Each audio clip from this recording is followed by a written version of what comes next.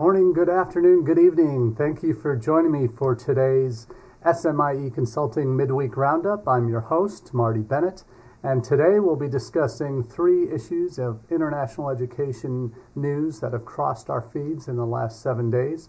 So glad you could be joining me for this 50th edition of the Midweek Roundup. Very happy that we've reached this monumental feat after almost a year now of these midweek roundups coming to you every Wednesday at 1 p.m. Eastern.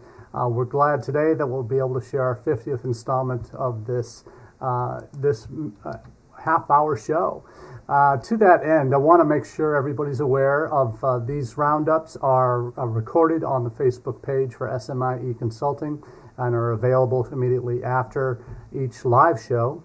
So by about 1:35 or so each Wednesday afternoon, you should be able to see the live or see the recordings of these midweek roundups. Also know that these go out on podcasts on all your favorite podcast providers, whether it be Google Play, iTunes, Podbean, Stitcher, whatever, Spotify. You'll be able to find this midweek roundup available, and we're really happy to see a large increase in the number of podcast listeners. So thank you again for downloading and subscribing to the podcast. Jim Crawley, thank you for jumping on board today. Hope you are well. Looking forward to chatting with everybody today. We're going to be covering 3 important issues, but before we get to those, certainly want to let you know where these are all coming from.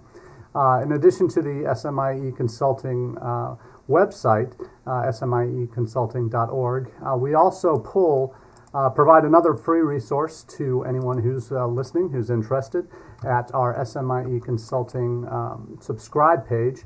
You can subscribe to our to the newsletter we send out every Monday called All the SMIE News. That's social media and international ed news fit to share. That comes out Monday morning at 9 a.m. Eastern Time, and we pick 3 of the stories from that initial newsletter for this midweek roundup every week. So we're really glad you're able to be a part of that, and if you haven't already subscribed, just plop the link to the newsletter in the comments section on the Facebook page, so please feel free to go to this week's edition of the newsletter and hit the subscribe button, and we'll hopefully get you signed up so you're getting this news fresh on Monday morning. Now, what we'll be covering today, we're going to cover 3 topics that you may have seen popping up in your own news feeds, certainly over the last 7 days, one of which is a new article on India. Part of my consulting work with IDP Connect involves some monthly articles I write for them, and was able to do a thorough review of India based on recent data that Hot Courses platforms have generated from international students that are using those profiles to find out information about U.S. institutions, and certainly want to make sure you're aware of that, and I'll be sharing some of the results of that article with you today and providing a link to that article. We'll also be covering another new development. Our friends at Department of Homeland Security have been very busy this summer with a variety of different memos on different topics. We've had the CBT fee increases, we've had a couple of other pieces that have come into play recently, and now we've seen one this past week from SEVP published on the ICE site that says that CPT and OPT are 2 different things and should not be used as alternatives for the other. And basically, what that is referring to is a number of schools, some very close friends of mine who work at institutions that have been looking to find alternatives for OPT delays, and we'll talk more about that later, have been substituting CPT as an alternative to that. And then the final topic we'll talk about is there a new era for agents in the United States? For those of you who are aware, NACAC did a commission a few years ago to come up with a report that ended up changing their best code of best practices, and they've recently provided a new report on the status of agents amongst its member institutions. So we'll talk about that a little bit as well. So thank you for joining me for this. Looking forward to chatting with you, and as you have questions, feel free to pop them into the comments section, and I'll be sure to get to that. But we'll start with India. obviously, India is a hugely important market for U.S. Institutions, particularly those at the graduate level, and has been for a number of years. And in fact, before China became the #1 source country for international students in the U.S., India had held that title for a number of years prior. But now India has been in second place for the last few years now, but it's still been on the upswing. It hasn't disappeared from the scene at all. In fact, it's been growing every year. Even as China surpassed it, India still maintained its growth over the last decade. So what is happening there, though? Why is there concern now about India? And I've just posted the link to this latest story called Understanding Key Markets, India, How Attitudes, Preferences, and Academic Interests Are Changing. So what's changing, actually? Well, if anyone who's recruited in India knows when they have had conversations with parents, with students, that perhaps the first, or if not first, the second thing that comes out of their mouths has to do with career prospects. What are the opportunities for jobs, not just on campus, but when they're done with and looking for OPT opportunities and H-1B. They are perhaps the most hypersensitive market out there that I know of and have seen in my 26 years of doing international education. They're probably the most sensitive to what is happening on the post-study work opportunity front. And as you know, in the United States, the current administration has had a number of fits and starts in terms of their approach to immigration regulations, and certainly that's been hot on the minds of many, not only in the United States but abroad.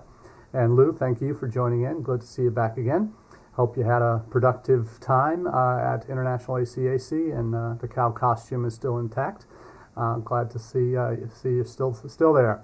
Now, looking at India, I know one of the things that, in addition to job prospects, that they're always looking at is, okay, what are potential changes coming up? When the Trump administration indicated that there was going to be a change in the way H-1Bs were processed, and that there would be preference given to those who had advanced degrees from U.S. institutions, as opposed to the previous cap where there were 22,000 over and above the 65,000 initial H-1B caps that were available for 22,000 set aside for U.S. degree holders. They're now looking at for changing that way. That 65,000 is a portion, giving preference in that group as well to not exclusive preference, but preference to those that have advanced degrees from U.S. institutions. And that has been, as anyone who's followed the podcast and the Midweek Roundup knows, India is by far the largest, holds the largest share, not only of OPT and STEM OPT student applications positions now, but also H-1B. The thing is that with H-1B, the majority of the Indians that are part of that cohort are coming direct from India. They're being imported by U.S. tech firms to fill primarily entry-level jobs, coding jobs, what have you, that go through that process of getting H-1B approval. They're coming direct from India from parent companies there, or vice versa, subsidiaries in India coming to the parent company in the U.S. So that process will be changing, and that will be an advantage to Indian students who are in the U.S. getting advanced degrees, and other nationalities, of course. But in India, they're particularly concerned with any future changes to those regulations. And anything like, for example, there's a lawsuit pending, and we'll have a story about this in next week's newsletter. But there's a lawsuit that has been given the green light to move forward by those that are challenging DHS's ability to operate OPT. It's saying that they've gone beyond their remit in terms of how OPT is being conducted. And that is likely to fail on appeal at the next level, or when it's decided, I should say, because they've invited in the U.S. Chamber of Commerce and with employers that are the ones who are employing these international students in OPT for part-time positions, or excuse me, full-time or part-time positions, depending on their status. So what Indians see is, well, that's a potential red flag for us. If OPT goes away, and everything else can go away, our dreams are gone. So they pay particular attention to what's happening on the more so than we believe, I think. That they are, again, as I said, the most hypersensitive market when it comes to potential future changes in immigration law or work permissions, that type of thing. One market that has certainly risen dramatically in prominence over the last 2 to 3 years for Indian applicants has been Canada. And Canada has certainly, from the hot courses numbers, certainly the survey data that I shared, they've risen from I think from growing from 30% to 33%, 33.7% in the last year, just in the last year alone, of Indian applicants or Indian students that are using hot courses platforms to find out information about institutions abroad. A full third of all Indians are now considering Canada as their top destination. Australia is way back, less than half that, in about 15.8%. They may have actually increased now that I look at the numbers for 2019. They're up to 18%. So compared to us, Canada's 33%. And the UK has even jumped the US. The US fell from third to fourth. The US is now top choice of only 12.2% of Indian students using hot courses platforms to find out information about work study options. So Canada has been the biggest beneficiary, and why? As thinking about what we talked about with how sensitive they are to changes in U.S. policy related to admissions and work, you see the same thing. You see what's happening in Canada. Canada has been kind of almost doors wide open in terms of their approach towards the Indian market. Much more welcoming and friendly face to their government, to their immigration policy. Much easier path from study to work to citizenship, even. So this is something that I think a lot of Indians have been attracted by, that the opportunity to work. And like had happened in Australia about a decade ago, there's been huge upswings in certain countries, and we have another article in the newsletter this week that talked about what's happening in Canada with a lot of their vocational and junior colleges related to Indian student flows that have really exploded over the last couple of years there, that have been drawn into kind of a net where some bad actors on the agent side have promised jobs as part of their and places at institutions, when really the students only wanted to come and work and weren't really interested in the study option, just saw that as that work opportunity, potential citizenship eventually as their path. So that's a big factor for Indian applicants, aspiring Indian applicants to institutions overseas. So certainly one to keep an eye on. But the good news is, I mentioned earlier with the changes in the H-1B cap, that would probably, I think, in the coming year or two, provide a kind of an upswing in the graduate market again, because that certainly is where the Indian applicants to the United States, which for the first time in the most recent SEVP by the numbers data, first time in over a decade, or longer than a decade actually, that there's been a decrease overall in Indian students in the United States. There was an 8% drop from August this past year to March 2019 in the SEVP by the numbers. That's the real-time numbers of students in country in various statuses. Where the lion's share of students who are from India in the United States, the lion's share has been at the master's level and doctoral level, where combined, as of last fall, there were about 197,000 that were either pursuing their degrees or on OPT, and majority of those are likely on OPT, and those numbers have been what have kind of buoyed the overall U.S. international student numbers. But the master's numbers dropped off almost 20,000, and that's where the biggest significant drop. That's a drop of 10.5% from August to March in Indian students in the United States. Those are primarily going to be a combination of new Indian students coming in, drop there, but also on the back end of students that were on OPT or STEM OPT and have finished that cycle of their work permission and are no longer in the mix. So that's the downside, but that H-1B change in terms of the way those are allocated perhaps can be a turning point in restarting interest in master's and doctoral programs. But there are visa issues that we really don't see a lot of details and reports on other than anecdotal from the field by how students are actually are increasingly infected by visa denials. Particularly those that are coming for ESL programs, which are as part of their either conditional admissions or direct for ESL. That's where I think you're seeing a lot of challenges. The one positive in terms of critical masses of students has been on the undergraduate side. It's been a slowly growing part of the Indian student population in the United States. They grew between August and March. They grew 4.4% in bachelor's degree students.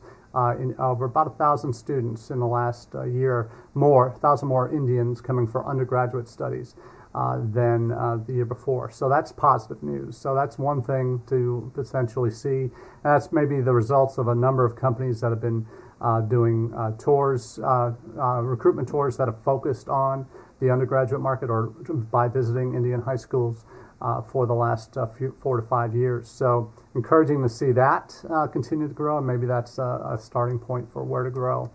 What else is important to know about the Indian market, and we'll finish up with this quickly, is where they what they're doing is that this is for students that are using the Hot Courses platforms to find out about institutions. The average profile of those students is about almost 60% are female. That's increasingly female. They are still overwhelmingly graduate focused and are looking actually at if you're on Hot Courses, if your institution's on Hot Courses, they're increasingly looking at your information from a mobile device. So obviously the Hot Courses platforms are maximized for mobile optimization in terms of how your information is viewed, but know that that's an important piece of the puzzle. They're looking at you from mobile devices, with over 61% doing that. What they're wanting to study, again, about 14% are looking at undergrad, 86% at postgraduate studies. Health and medicine, applied and pure sciences represent about 38%, followed by engineering at 16%, computer science and IT. So those top four, obviously all STEM programs. It's a heavy focus for Indian market, but after that, business jumps in at a little less than 10%. But you do see increases in other subjects like creative art and design is actually right after business at about 6%. So there's positives to find there. Do check out the article. It kind of goes a little bit more in depth to that. And hopefully you'll find out some nuggets that can potentially help you improve what you're doing on the institutional side as it relates to India. Next up, we've got the recent SEVP memo that was profiled on the ICE site. Just put the link to that up on the comments section. And this relates to, as a reminder, friendly reminder from your neighborhood SEVP and DHS and ICE friends, that U.S. schools, as a reminder that CPT, curricular practical training, is not the same as OPT and cannot be used interchangeably. For those that aren't knee-deep in current international students advising and processing curricular practical training, if it is an integral part of the experience at institutions where it's a required part of the degree program, that's the way it's defined, I think, by SEVP. They would probably want to take a very strict interpretation there. That's meaning it has some sort of as a course that a student has to take, or it's spelled out in the course catalog that you have to do an internship for a degree program. Then students can do as much CPT as they want because the control of it is authorized by the DSO at the individual institution if the student who has a job offer for an internship or work experience. That can be for that can be for 3 months. It can be for 3 years over the course of a degree. It depends on. It could be more than that if the student doesn't want to have any OPT, because that is the one restriction. If a student does more than 12 months of CPT, they no longer have any OPT available at that degree level. They might, if they start a new degree level, they might have that OPT available. But if per degree level, if you do more than 12 months of CPT, you no longer have OPT available. Even if you go one day over, you would lose potentially up to 3 years of OPT time if you were in a STEM field. You would lose that. So when the control is with the individual institution, then there's a real freedom that institutions have to kind of play around with that. And there's been some significant abuses out there that have come hit the press in the last few years. And many who know the visa mill stories from California, from Farmington, from University of North New Jersey, those the stings on the latter two, but also the visa mills that were in operation, would use the CPT loophole to allow students to come in right away and start work, and then have virtual classes and really not even in some cases in the visa mills, not even attend classes, but pay their tuition fees, obviously. So that is a real significant piece of the puzzle here for these students that would be coming in on CPT. So that's how CPT has been abused in the past by institutions that were either sting operations or fraudulent to begin with, to get students in the door, let them work right away. But here, the institutions that are and SEVP has said that they've noticed an uptick in the amount of schools that are approving CPT. Why is that happening? Because OPT is basically broken down. The processing times at USCIS have expanded from what had become the norm of about 3 months to process an OPT request to up to 120 days now is now the average for processing time for OPT. So, which basically means unless a student has a job where the employer is able to wait beyond that initial 90 days, when they thought the student might be getting their OPT authorization with their EAD cards, they now have, unless that have a flexible employer that will let them wait that extra 30 days, a whole month more, before the student can legally start work, students are losing their jobs. Particularly those that are finishing their degrees and are applying for their OPT time. They're in some significant trouble. Those that are maybe looking to fill a summer piece, this is where I think schools have been really turning to. A number of schools I know, some very prominent schools on the East Coast, have decided that, hey, we're here for our students. And right now our students are not being given access to benefits that they are legally entitled to as part of their status because of the processing time delays. It's making them lose jobs. It's forcing them to not be able to potentially leave the United States and not be able to return because they have nothing to come back to. So institutions are doing whatever they can for their students, and I get that completely. That they are now looking at ways to use CPT to allow a student to have a worker who has a job offer to work for that period of time up until the time that they can maybe get an OPT authorization. So it's really, and potentially, I wouldn't say fudging, because I think it's the right, if it's integral that they have this experience in order to be able to continue their work experience and get a job after graduation. This is, if CPT is denied to them, and OPT is not an option because of processing times, that's something we really need to take a hard look at. And I certainly do not agree with the policy that certainly, I think it's a friendly reminder here. It's not going to be cutting them off, but it certainly is reminding the memo, at least as you see in the comments section, is a reminder to institutions, hey, this is what CPT is actually for.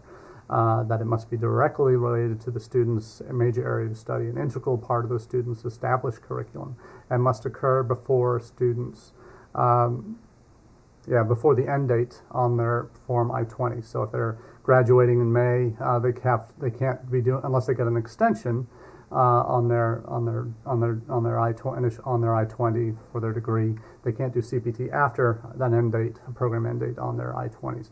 So there's a lot of interesting ways that institutions are going around this. So we'll be keeping our eyes on that one for sure.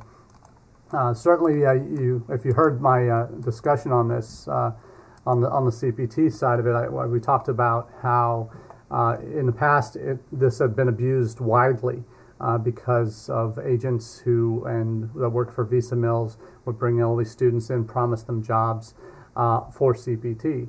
And that bad agent piece, that's been around for years in the United States. And this leads nicely into the third topic we're covering today, and that's is there a new era for agents in the United States? And that phrase is coming from Karen Fisher in her Latitudes e-newsletter edition that comes out Mondays as well.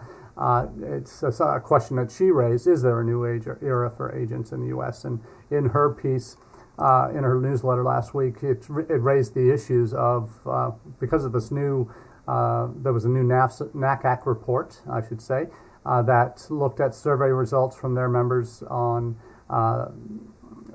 the use of paid agents, commission-based agents by institutions, was up from 30% in 2010, before they started their evaluation process and created the commission in 2011, from 30% in 2010 who were using agents to 36% now. So not a huge jump in the last 9 years or 8 years from the time of the study. So 6% more, so a little over a third of U.S. institutions are currently using agents as part of their international student recruitment. Where Karen looks at closely is that there are another 27% that are actively considering whether to use agents. So almost another third. So while the number of institutions that are using them, there not been, even with NACAC's not embraced, but certainly refusal to endorse agents. I should say their allowance of use of agents, as long as they are monitored and established protocols and regulations and that type of thing. The challenge really is, are agents a legitimate part of institutional recruitment strategies? And certainly there's a lot that's been done in the last decade or so to address the issues of agent standards. ARC has been a part of that process. That is fighting, obviously, is at least in U.S. organizations, is the only one doing that. ISEF internationally has done agent training workshops for years. There are policies that they have of membership to that, but ARC is really only accessible for really the big shops, bigger agent shops, because they charge $10,000 to be assessed as an agent, where they have someone come out, an agency. So small, very legitimate, ethical mom and pop shop agencies that could maybe just deal with a select clientele are really not able to get into that ARC mix. So at least in the way the structures are currently set up. But other countries we know have been using agents for years. Australia, obviously, where agents really started as a thing back in the late 80s. Has been and has actually government regulations that impact that.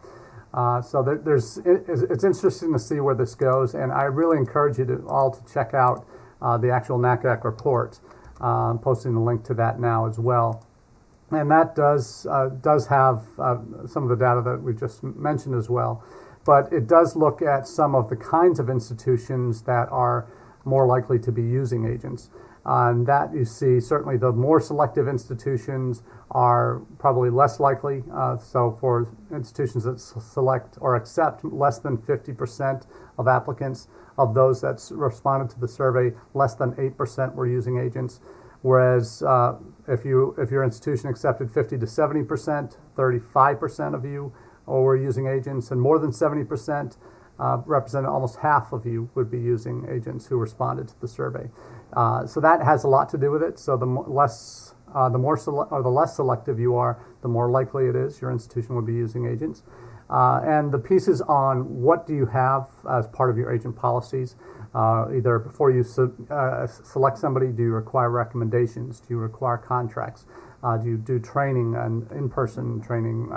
Do you assess the students that are recruited by agencies on a probationary period? So there's a lot of things that I think are important there, and the NACAC study actually also includes some really enlightening information on private schools and public schools that enroll international students as well. So definitely worth a look, and there's some great data in there that will help hopefully inform your international ed strategies.